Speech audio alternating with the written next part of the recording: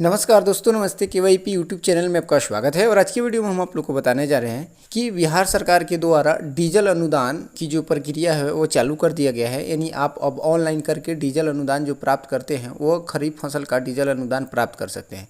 यानी खरीफ फसल डीजल अनुदान 2023-24 का सेशन चालू कर दिया गया है। तो कैसे ऑनलाइन करेंगे और कब से कब तक का जो ऑनलाइन का तिथि है और उसमें क्या क्या चीज़ें लगेंगे ये सारे डिटेल्स इस वीडियो में बताने वाले हैं।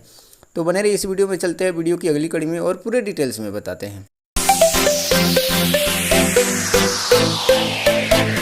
तो जैसे कि आप देख रहे हैं कि हम आ गए हैं एग्रीकल्चर डिपार्टमेंट की ऑफिशियल वेबसाइट पे, जो बिहार सरकार की ऑफिशियल वेबसाइट पे है। इस वेबसाइट पे आने के लिए सबसे पहले आपको किसी ब्राउज़र में जाना होगा और वहाँ टाइप करना होगा dvtagriculture.bihar.gov.in। लिख करके जैसे ही सर्च करेंगे तो आपके सामने इस तरीके से इंटरफेस आएगा। इसके अलावा मैंने वीडियो के डिस्क्रिप्शन में इसका लिंक दे दिया हूँ, उस लिंक पे क्लिक करके डायरेक्ट आप इस वेबसाइट पे आ जाएंगे। यहाँ आने के बाद आप देखेंगे तो सबसे पहले यहाँ 3 नंबर ऑप्शन है, वहाँ दिया है ऑनलाइन आवेदन करें। उसमें सबसे ऊपर में दिया है डीजल सब्सिडी 2023-24। इस पर क्लिक करेंगे। जैसे इस पर क्लिक करेंगे तो एक नया पेज ओपन होगा जो इस तरीके से शो होगा। इसमें आपको डिटेल्स बताएगा। यहाँ पर आपको बता रहा है डीजल खरीफ अनुदान 2023-24 अनावृष्टि अल्पवृष्टि के लिए ऑनलाइन आवेदन। उसके बाद हम आपको बता दें कि यहाँ अनुदान की प्रकार दिया है। तो आप यहाँ सबसे पहले सिलेक्ट वाले ऑप्शन पर क्लिक करके यहाँ डीजल अनुदान आवेदन पर क्लिक करेंगे। उसके बाद आपको यहाँ ओके करना होगा। उससे पहले एक बता रहा है कि प्रिय कृषक, सूचित किया जाता है कि अभी खरीफ मौसम 2023-24 की फसल के लिए यह योजना लागू है। तो इसको ओके कर देंगे। उसके बाद यहाँ बता रहा है मैसेज में डीजल अनुदान ऑनलाइन आवेदन के लिए दिशा निर्देश। प्रिय कृषक, सूचित किया जाता है कि अभी खरीफ मौसम के फसल के लिए ये योजना लागू है। उसके बाद बता रहे हैं ऑनलाइन आवेदन से पूर्व डीजल रसीद को जेपीजी फॉर्मेट में स्कैन कर तथा साइज 200 KB तक ही रख ले। उसके बाद बता रहे हैं बटाईदार एवं स्वयं बटाईदार की स्थिति में सिंचाई सत्यापन दस्तावेज की जेपीजी फॉर्मेट में स्कैन कर तथा साइज 200 KB में रख ले। कृपया यह डाउनलोड फॉर्म यहाँ करें।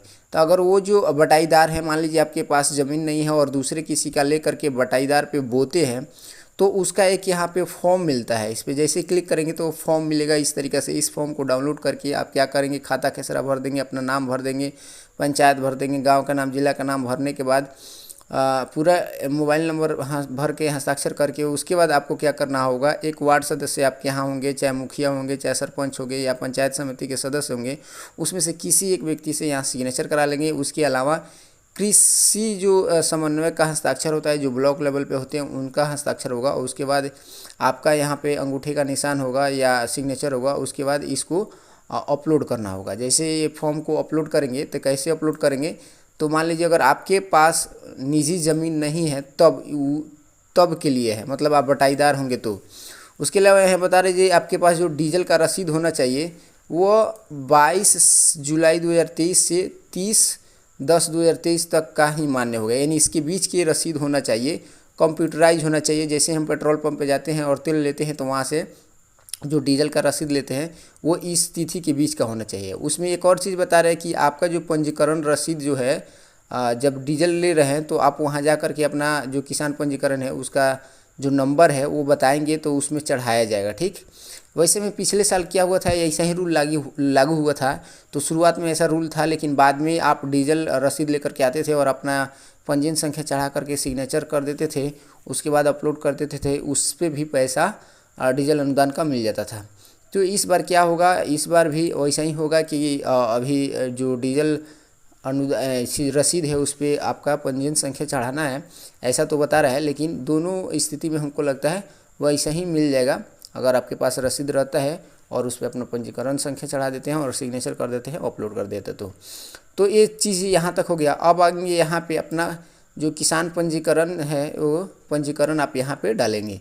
तो जैसे ही आप यहाँ पंजीकरण डालेंगे, पंजीकरण संख्या डालेंगे, तो इस तरीक़े से यहाँ सर्च वाले ऑप्शन पे क्लिक करेंगे तो ये नया पेज ओपन होगा। यहाँ पे आपका पूरा डिटेल्स शो करेगा, यानी जो किसान होंगे उनका पूरा डिटेल्स शो करेगा। अब आपको यहाँ मौसम में आना है, यहाँ पे चूज पे खरीफ क्लिक करना है। उसके बाद सामने आएंगे फसल के नाम। यहाँ पे आपको क्या बोए हैं, धान की बिजड़ा बोए हैं, जूट, धान, मक्का, दलहन तिलहन सब्जी, औषधीय सुगंधित पौधे, इसमें से कोई भी ऑप्शन चुन सकते हैं। तो जैसे कि हमारे यहाँ धान है तो धान सेलेक्ट कर लेंगे। उसके बाद यहाँ सिंचाई की प्रकार, तो यहाँ पे अभी पहला सिंचाई की पैसा मिल रहा है तो पहला ही सेलेक्ट करेंगे।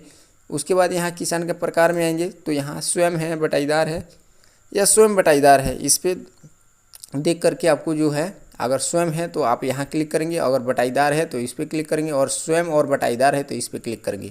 तो इस स्थिति में जो फॉर्म बताए थे उस फॉर्म को डाउनलोड करके वो सिग्नेचर करा के खाता खेसरा भर करके अपलोड करना होगा। अगर स्वयं है तो बस इस पर क्लिक करना होगा और उसके बाद यहाँ कुल ज़मीन डाल देना है, यानी कितना आपके ज़मीन है। तो यहाँ पे आपको एकड़ के हिसाब से, यानी 1 एकड़ में 100 डेसिमिल होता है, तो मान लीजिए आपको पास 500 डेसिमिल है या 600 डेसिमिल है, तो इस तरीके से हम डाल देंगे।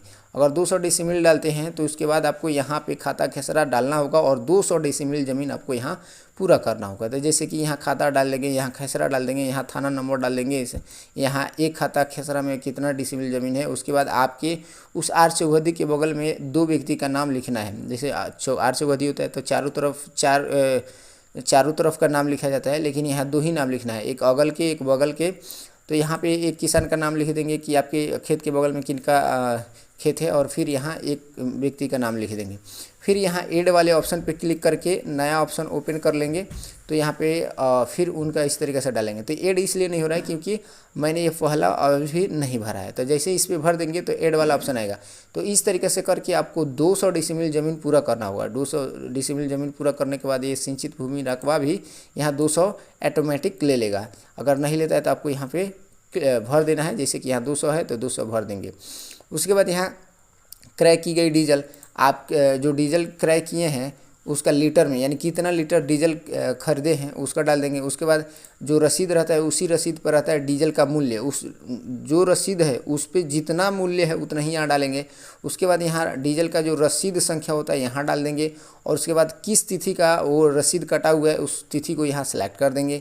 उसके बाद आपको यहाँ पेट्रोल पंप का एड्रेस डाल देंगे, और यहाँ पेट्रोल पंप किस प्रखंड में है उसको डाल देंगे, और यहाँ पे कुल अनुमानित राशि ऑटोमेटिक आ जाएगा, मतलब कि आपको कितना पैसा मिल सकता है अनुमानित रहेगा। ये नहीं कि जितना दिखाएगा उतना ही मिल जाएगा, क्योंकि ये अनुमानित हो जाएगा कि इतना रुपये आपको मिल सकता है, और जांच होने के बाद उससे कम भी हो सकता है और ज़्यादा भी हो सकता है। उसके बाद यहाँ मैं प्रमाणित करता हूँ, इस पर क्लिक कर देना है। क्लिक करने के बाद एक गेट OTP पे क्लिक करेंगे तो एक आपके रजिस्टर्ड मोबाइल पे 4 अंकों की OTP जाएगी। उस OTP को डाल करके आप वेरीफाई कर देंगे। उसके बाद सबमिट पे क्लिक कर देंगे। तो जैसे ही सबमिट पे क्लिक करेंगे तो आपका जो डीजल अनुदान की फॉर्म है वह सबमिट हो जाएगी, और इस तरीक़े से आप डीजल अनुदान के लिए अपना फॉर्म भर देंगे, और कुछ दिन या 7 दिन 15 दिन के अंदर में आपके जांच उच हो करके आपके खाते में वो पैसा चलाएगा। तो इस तरीक़ा से आशा है कि इस वीडियो में आप समझ गए होंगे कि कैसे डीजल अनुदान के लिए आप ऑनलाइन आवेदन कर सकते हैं और कौन कौन से डॉक्यूमेंट्स अपलोड कर सकते हैं। तो आज की वीडियो में बस इतना ही, फिर मिलते हैं अगली वीडियो में नई जानकारी के साथ। तब तक के लिए बहुत बहुत धन्यवाद। अगर ये जानकारी आपको अच्छी लगी होगी, अगर आप मेरे यूट्यूब चैनल पर नए होंगे तो चैनल को सब्सक्राइब कर लें, और पहले से हैं तो इस वीडियो को लाइक करके और इस वीडियो को ज़्यादा से ज़्यादा शेयर कर दें।